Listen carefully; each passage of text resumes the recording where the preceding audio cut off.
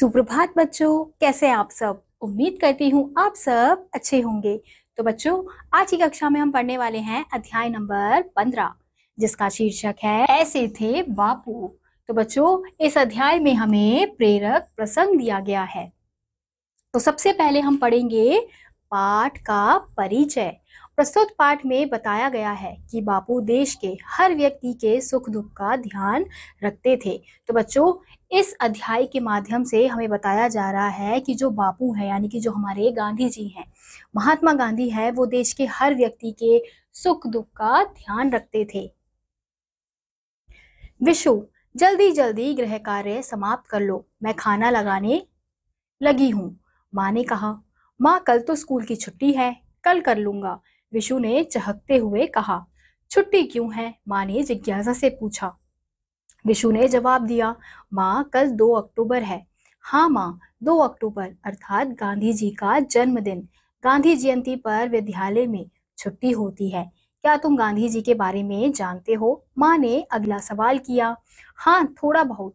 माँ, क्या आप मुझे गांधी जी के बारे में बताएंगी? वे कैसे थे? विशु ने उत्सुकता से पूछा। माँ ने कहा, पहले हाथ मुंह धोकर खाना खा लो, फिर बताऊंगी। तो हम यहाँ देख सकते हैं कि अब जो विशु है, वो जल्दी जल्दी अपना गृह कार्य समाप्त कर रहा है और उसकी माँ उसको बोल रही है कि मैं खाना लगाने वाली हूँ। फिर वो क्या कह रहा है माँ से कि माँ, कल तो छुट्टी है, तो कल कर लूंगा गृह कार्य। फिर माँ ने विशु से पूछा कि छुट्टी क्यों है? तो विशु ने जवाब दिया कि माँ, कल 2 अक्टूबर है, तो इसलिए 2 अक्टूबर के दिन क्या होता है? गांधी जी का जन्मदिन होता है और इस दिन सभी विद्यालय में छुट्टी होती है, क्योंकि उस दिन क्या होता है बच्चों? गांधी जयंती होता है। तो वो अपनी माँ से पूछता है कि उसकी माँ विशु से पूछती है, क्या तुम गांधी जी के बारे में जानते हो? तो बोलता है कि हाँ, थोड़ा बहुत जानता हूँ। फिर माँ ने क्या कहा कि चलो पहले तुम मुंह हाथ धो लो, फिर मैं तुम्हें बताऊंगी गांधी जी के बारे में। फिर विशु खाना खाकर तैयार हो गया गांधी जी के बारे में सारी बातें सुनने के लिए। माँ बोली, गांधी जी हमारे बापू बच्चों से बहुत प्यार करते थे। बापू जी से मिलने बहुत से बच्चे आया करते थे। अब जो विशु की माँ है, वो गांधी जी के बारे में विशु को बता रही है। जो गांधी जी थे वो हमारे बापू थे, और बापू जो है वो क्या करते थे? सभी बच्चों से बहुत ज्यादा प्यार करते थे और उनसे मिलने के लिए बहुत सारे बच्चे उनके पास जाया करते थे। एक बार की बात है, एक दिन एक छोटे से बालक ने बापू की वेशभूषा देखी तो उसको बड़ा दुख हुआ। इतने बड़े बापू, देश भर के बापू, और शरीर पर कुर्ता तक नहीं। उससे रहा नहीं गया, पूछ ही बैठा, बापूजी आप कुर्ता क्यों नहीं पहनते? तो विशु की माँ बताती है कि एक बार की बात है कि एक दिन छोटे से बालक ने जब बापू के वेशभूषा को देखा तो उसको ये देखकर बहुत ज्यादा दुख हुआ कि वो इतने बड़े बापू हैं, देश भर के बापू हैं, लेकिन उनके शरीर में एक कुर्ता तक नहीं है। तो ये देखकर वो बापू से पूछ लेता है कि बापूजी आप कुर्ता क्यों नहीं पहनते?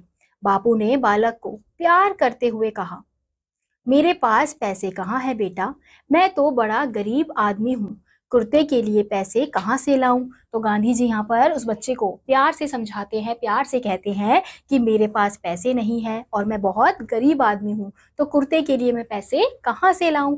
फिर गांधी जी की बात सुनकर बालक का हृदय पसीज गया। उसने कहा, मेरी माँ को सिलाई आती है, देखिए ना, मेरे सब कपड़े वही बनाती है, मैं अपनी माँ से कहकर आपके लिए कुर्ता सिलवा दूंगा, फिर तो आप पहनेंगे ना?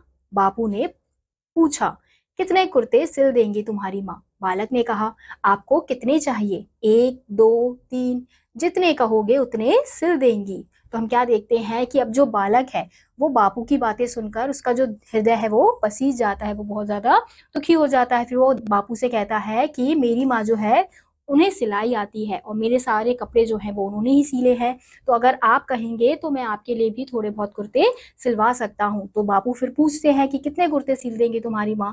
तो वो बच्चा कहता है कि आपको कितने चाहिए? 1, 2, 3, जितने आप कहोगे उतने कुर्ते आपके लिए वो सिल देंगी। बापू ने कुछ सोचकर कहा, मैं अकेला नहीं हूँ, मेरा बहुत बड़ा परिवार है, अकेला कैसे पहन लूं कुर्ता? बालक ने कहा, लेकिन कितने कुर्ते से काम चल जाएगा आपका? मैं माँ से उतने ही कुर्ते सिलवा दूंगा, बोलिए ना बापू, कितने कुर्ते चाहिए आपको? बालक का आग्रह देखकर बापू ने कहा, बेटा, मेरे तो 40 करोड़ भाई बहन हैं। जब तक उनमें से प्रत्येक के तन पर कुर्ता नहीं होगा, मैं कैसे पहनूंगा भला? बोलो, तुम्हारी माँ सबके लिए सिल देंगी। यह कहकर बापू बालक का चेहरा निहारने लगे। तो बापू जो है वो कुछ सोचकर उस बालक को क्या कहते हैं कि मैं अकेला तो वो कुर्ता नहीं पहनूंगा, मेरा बहुत बड़ा परिवार है, तो अकेले मैं कैसे वो कुर्ता पहन लूं? तो बालक ने कहा, लेकिन आपको कितने कुर्ते चाहिए, कितने कुर्ते से आपका काम चल जाएगा? तो बापू ने क्या कहा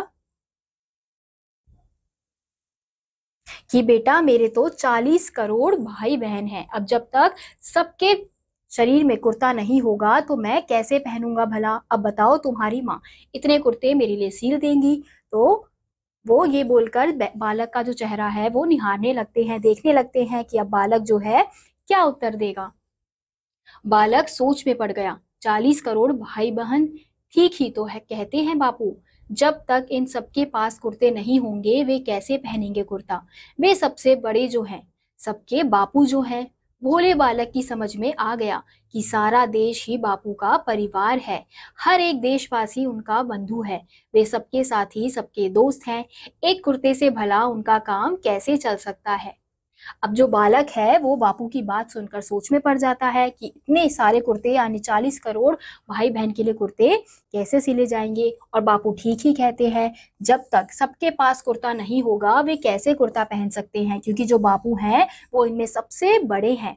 तो इसलिए तो भोले बालक को अच्छे से समझ में आ जाता है कि बापू जो है वो सारे देश की जनता के बारे में बात कर रहे हैं, कि सारे देश की जनता क्या है, उनका परिवार है और देशवासी उनका बंधु है। वे सबके साथी हैं, सबके दोस्त हैं। तो एक कुर्ते से भला उनका काम कैसे चल सकता है? तो हम इस चित्र में देख सकते हैं कि बापू यानी कि गांधी जी और वो जो बालक है वो आपस में वार्तालाप कर रहे हैं। तो बच्चों, इस अध्याय से हमने क्या सीखा? बचपन बहुत मासूम होता है।